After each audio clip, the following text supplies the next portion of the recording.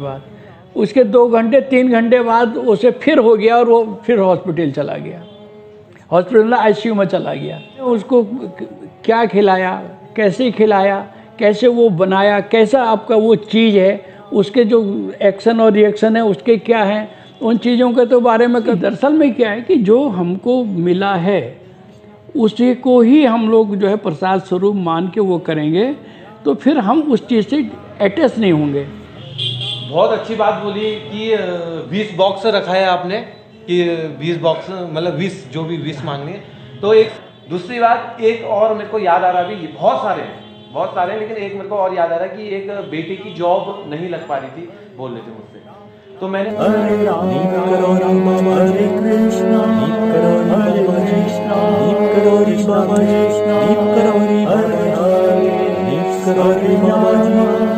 हरे राम। जय जय श्री राम, सबको प्रणाम। एक फोटो होती है वो जिसको हम मानते हैं, वो कह रहे हैं ना, तो इसमें जो है आपके पास नहीं, मेरे पास भी ऐसे बहुत आते हैं और मेरे वहाँ जो है 20 बॉक्स लगा है, लोगों के काम उससे होते हैं और वो बताते हैं, वो ठीक है। कोरोना में तो आपको जो कह रहे हैं, कोरोना का तो एक केस ऐसा हुआ है कि सुरेश अग्रवाल है, मैं नाम भी बता रहा हूँ आपको, उसने कहा कि सुशीला उसकी वाइफ है, उनने कहा ऐसा है भाई साहब, जैसे आपसे कहते हैं ना वैसे ही इनका भाई साहब ऐसा है, माँ से कह दो कि इनकी हालत, आपके लड़के की हालत बहुत ख़राब है, आईसीयू में है। मैंने कहा ठीक है कह देता हूँ, तो मैंने कह दिया।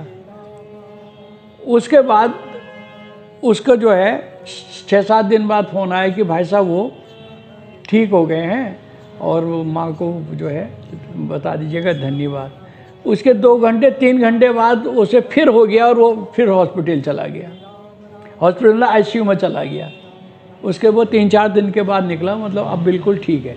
तो ऐसे तो मेरे पास भी बहुत सारे फ़ोन आते रहते हैं। अब सवाल ये है ना कि हम जो कहें कि वो जो है महाराज या माँ कि ये हमारा ये ठीक कर दें, भाई ऐसा है, इस बात को भी तो ले लीजिए कि आपकी 84 लाख योनियाँ हैं, उस 84 लाख योनियों में क्या क्या हमने किया है, उसकी गलतियां जो भी हैं, कर्म है, वो भुगतने पड़ेंगे। ऐसा है ना, गिव एंड टेक है। जब तक अनटिल और अनलेस, जब तक आप उसका निवारण नहीं करेंगे। देखिए वहाँ पर हमारे वहाँ मौन साधना में एक यह बात भी कही जाती है, एक तो ये बोलना वाला होता है, वो इसको बोलते हैं वाक मौन, दूसरा बोलते हैं हमें कास्ट मौन। कास्ट मतलब? कास्ट मौन, कास्ट मतलब पिक्चर में होता है ना कास्टिंग, है वो कास्ट मौन होता है कि आप अंदर से भी कोई चीज़ जो है वो मैं ये करूँगा, मैं वो करूँगा, मैंने ये करना है, वो करना है, वो भी नहीं कहेंगे, तब जाके आप समाधि में पहुँचते हैं। तो अब ये है कि आप तो चीज़ चाह रहे हो डॉलर में, रुपयों में, इसमें, और फिर कह रहे हो कि मतलब ये है कि उसको ये हो गया। अरे भाई आपने उसको क्या खिलाया, कैसे खिलाया, कैसे वो बनाया, कैसा आपका वो चीज़ है, उसके जो एक्शन और रिएक्शन है उसके क्या हैं, उन चीज़ों के तो बारे में कभी वो करा ही नहीं। आप आध्यात्म के हिसाब से आप जो है आध्यात्म के हिसाब से सॉल्यूशन ढूंढ रहे हैं इकोनॉमिक्स का। आध्यात्म में तो इसका वो कोई वो ही नहीं है, संबंध ही नहीं है। शारीरिक उससे जो है, जो उसका सुख दुख जो है, शरीर का सुख दुख, वो तो ये है कि अगर आपने उन पर छोड़ दिया, जाहे विधि राखे राम वही विधि रहिए, ये माँ कहती थी। तो आप तो जबरदस्ती कह रहे हैं ना, मैं जैसे तुम कह रहे हो वैसे मैं नहीं रहना चाहता। उन्होंने कहा ये खाओ, ना ना मैं ये नहीं खाऊंगा, इसमें थोड़ी नमक और डालो वही खाऊंगा। अरे तेरे को नमक ही नहीं मिलेगा तो खाएगा तो तब भी वही, तो तू जबरदस्ती क्यों कर रहा है कि मेरे को उसमें नमक डालो ही डालो।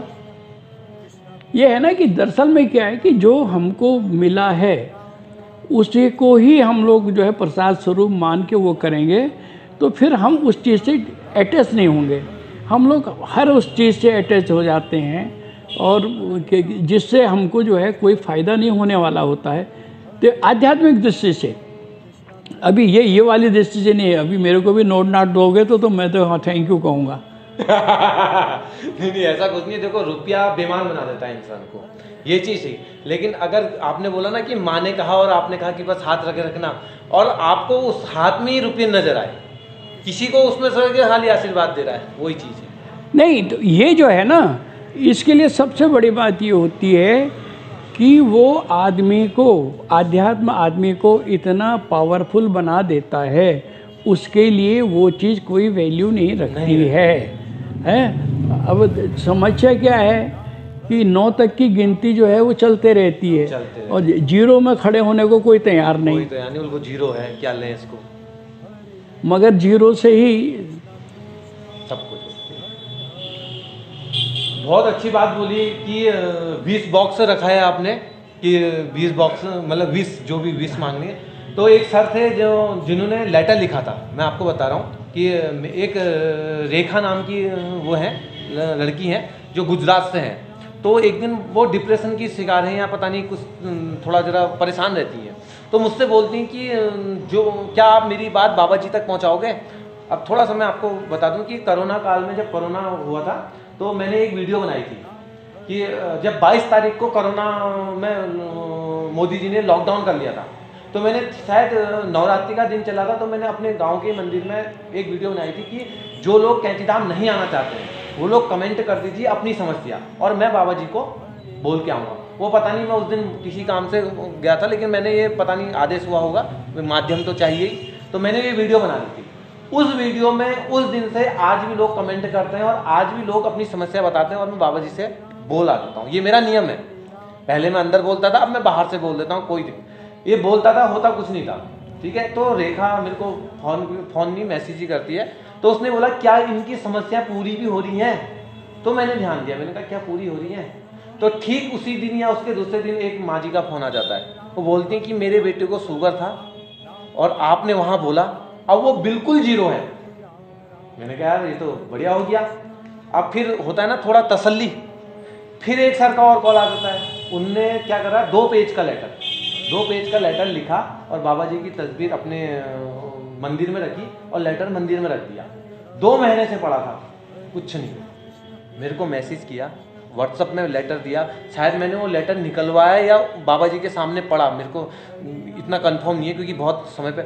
तो ठीक दूसरे दिन, जिस दिन उसने मेरे को दिया था, दूसरे दिन उनकी सारी समस्या दूर हो गई।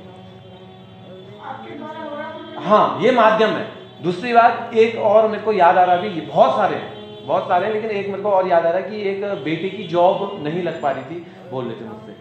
तो मैंने बाबा जी से बोला, और परसों उनका मैसेज आता है, मैंने स्टेटस भी लगाया था अपने व्हाट्सएप में, तो वो बोलती कि आज जॉब लग गई। और एक यहाँ संतोष जी हैं मुखानी में, वो पुष्पांजलि किताब लिख रहे हैं, 3 भाग है उसमें, एक तो बाबा जी के बारे में, एक और चीज़ के बारे में शायद, और एक है बाबा जी के वो लीलाएं जो समाधि लेने के बाद की हैं। जैसे समाधि ले ली बाबा जी ने, अभी बाबा जी ने मैंने नहीं देखी, मैंने दर्शन नहीं की, लेकिन मैं आज बाबा जी से जो बोलता हूँ वो हो जाता है। मेरी भी बहुत सारी जिंदगी के हिस्सों में वो चीज़ें हो जाता है। तो वो वाली लीलाएं, वो वाली कह पाए, वो अपने 3रे भाग में अंकित कर रहे हैं। तो जो ये मैंने लड़के वाली बात बोली ना कि लड़के की नौकरी लग गई, ये वाली स्टोरी उसमें आने वाली है, ये उसने वो किया। तो जो 20 बॉक्स आपका है वो मेरे पास तो नहीं है, लेकिन मुझे लोग कमेंट करते हैं और व्हाट्सएप पे बोलते हैं, तो मैं बोल देता हूँ। और अब ये होने लगा कि लोग मुझे खुद फोन करके कहते हैं कि आपका धन्यवाद, बाबा जी का धन्यवाद। उनको आप शुक्रिया अदा करने के लिए लड्डू भी भेजते हैं और मिठाई भी भेजते हैं। ये चीज़ उनके साथ होती है। और बीच में मैं कानपुर गया था, तो बाबा जी ने एक पल भी मेरे साथ मेरे को अकेला नहीं छोड़ा। अगर आप सुनना चाहें तो 5-10 मिनट का लगेगा, मैं आपको बताऊँ। मैं ऐसे सबसे पूछा जो ट्रेन आती है तो पूछते थे सर आप टैक्सी चाहिए छुट्टी, तो मैं सोचता था कि यार मैं ऐसा ना बोलूँ, कम बोलूँ, क्योंकि मुझे अच्छा नहीं लगता था। तो जब से लॉकडाउन चला है, दिन का प्लान बनाऊँ, तो प्लान बना 11 तारीख की शाम का। वो कैसे बना, डॉक्टर एक कानपुर से मेरे पास बुकिंग आई कि मैं 10 तारीख को आऊँगा, मैं एक टेंशन से वो दूर हो गया क्योंकि एक दिन पूरा खा लिया उस मीटिंग में। उसके बाद मेरा थोड़ी बैंक में भी काम था, वो भी मैंने पूरा किया। उसके बाद अब 11 को उनने बोला हमको लेने आ जाना, मैंने कहा 10 बजे चलेंगे, उन्होंने कहा नहीं हम मिलना है। और बाबा जी के बारे में जानकारी, कब आए थे, क्या है, कैसी लीला है, वो सब चीज़ वो पूछते हैं, तो मैं उनको बताता हूँ, उनको उत्तर मिलता है, एक संतुष्टि वो चीज़ होती। तो अब मैंने तस्वीर बना रखी है बाबा जी की कि मैं हर किसी भक्त को एक चिन्ह स्वरूप दूंगा, क्योंकि कुछ लोग सोचते हैं कि फोटो